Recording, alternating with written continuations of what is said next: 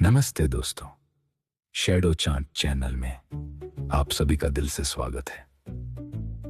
क्या आप तैयार हैं उस खौफनाक अंधेरे का सामना करने के लिए जहां साए भी बातें करते हैं? ये चैनल विशेष रूप से आप जैसे निडर लोगों के लिए ही बनाया गया है, जहां हम आपके लिए लेकर आएंगे दुनिया भर की ऐसी सच्ची और रोंगटे खड़े कर देने वाली कहानियां जिन्हें सुनकर आपकी रूह कांप उठेगी। इन अनसुने किस्सों को और भी भयानक बनाने के लिए इसमें मिलाया गया है एक ऐसा डरावना संगीत जो आपको अंत तक स्क्रीन से बांधे रखेगा और आपको डर का एक अलग ही लेवल महसूस कराएगा।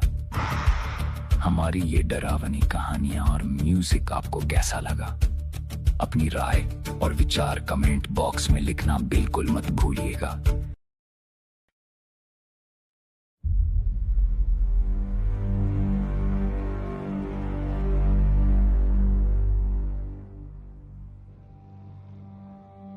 ये घटना भारत के बिहार और उत्तर प्रदेश की सीमा पर स्थित भानपुर नाम के एक छोटे और शांत गांव की है।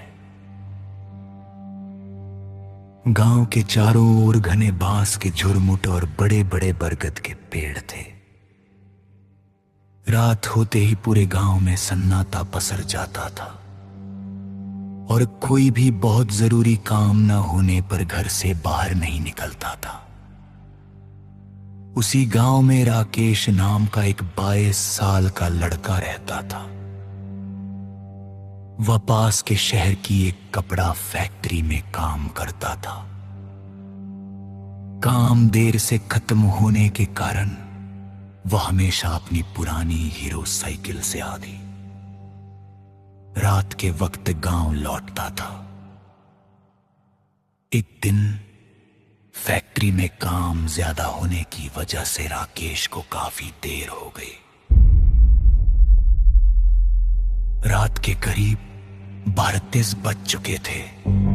चारों तरफ घना कोहरा छाया हुआ था और बर्फीली हवा चल रही थी। राकेश ने अपनी साइकिल के पैडल थोड़े तेज मारने शुरू किए। गांव में घुसने वाली मुख्य सड़क के दोनों तरफ बड़े बड़े पेड़ थे और स्ट्रीट लाइट ना होने की वजह से वहां का माहौल बेहद डरावना लग रहा था। गांव की सीमा पर एक पुराना और जर्जर हो चुका पुल था जिसके बारे में गांव वाले कहते थे वहां एक महिला की एक्सीडेंट में मौत हो गई थी और उसकी आत्मा आज भी वही भटकती है। राकेश इन बातों पर विश्वास नहीं करता था, लेकिन आज न जाने क्यों एक अजीब से डर ने उसके मन में घर कर लिया था। राकेश जैसे ही उस पुल के पास पहुंचा, अचानक माहौल बिल्कुल शांत हो गया। झींगरों की आवाज भी बंद हो गई। ठीक पुल पार करते ही उसे अपनी साइकिल का पैडल मारना बेहद मुश्किल लगने लगा। मानो साइकिल अचानक बहुत भारी हो गई हो। उसने सोचा शायद टायर की हवा निकल गई होगी, लेकिन तभी अचानक उसकी गर्दन पर बहुत ठंडी हवा का झोंका लगा। वो ठंडी हवा कुदरती नहीं थी, बल्कि बर्फ जैसी जमी हुई थी। तभी उसने पीछे से किसी के गहरी सांसें लेने की आवाज सुनी। शुरर शुरर। राकेश के दिल की धड़कन तेजी से बढ़ गई। उसने सीधे आगे देखकर साइकिल चलाने की कोशिश की, लेकिन साइकिल का पिछला कैरियर और ज्यादा नीचे धंसता हुआ महसूस हुआ। जैसे जैसे वो आगे बढ़ रहा था, उसके कान के पास एक महिला की महीन और डरावनी आवाज गूंजी, और तेज चलाओ राकेश, मुझे देर हो रही है।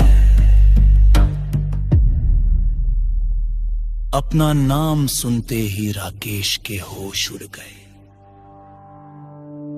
डर के मारे उसका पूरा शरीर पसीने से तरबतर हो गया।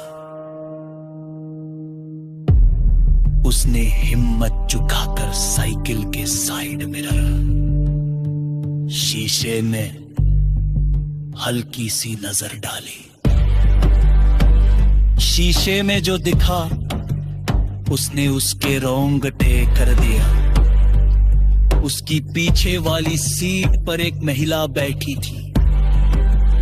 उसका चेहरा बिल्कुल सफेद और क्षत विक्षत था, आंखें धसी हुई थी और होठों के कोने से खून बह रहा था। सबसे भयानक बात यह थी कि उसके दोनों पैर उल्टे थे और हवा में तैर रहे थे। राकेश ने डर के मारे चीखते हुए अपनी पूरी ताकत झोंक दी और पैडल मारने लगा, लेकिन उस आत्मा ने राकेश के कंधे पर अपनी लंबी और ठंडी उंगलियां रख दी। राकेश को लगा जैसे उसका शरीर ठंडे से जम रहा हो।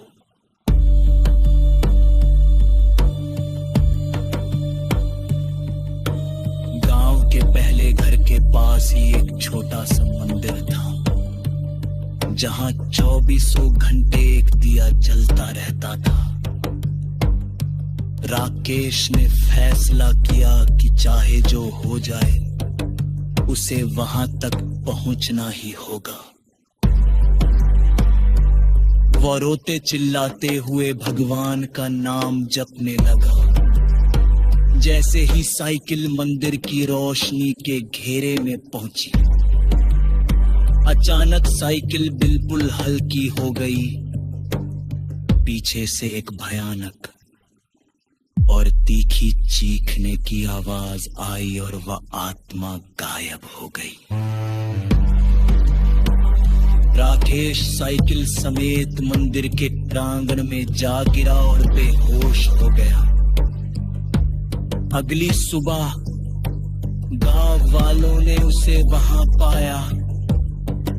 राकेश को तेज बुखार था और वह कई दिनों तक कुछ बोल नहीं पाया। इस घटना के बाद राकेश ने रात में देर तक काम करना छोड़ दिया और आज भी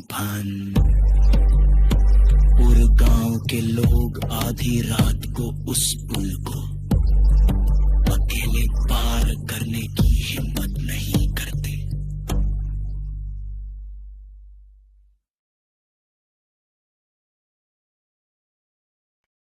तो दोस्तों, आपको ये कहानी कैसी लगी? अपनी राय और सुझाव कमेंट करना मत भूलिएगा, क्योंकि आपके कमेंट हमारे लिए मोटिवेशन का काम करते हैं। और अगर अभी तक आपने हमारे चैनल को सब्सक्राइब नहीं किया है तो सब्सक्राइब करके साइड का बेल आइकन दबाना मत भूलना। साथ ही मैं आगे भी आपके लिए ऐसी ही और भी मजेदार और डरावनी वीडियो बनाने का वादा करता हूं। धन्यवाद।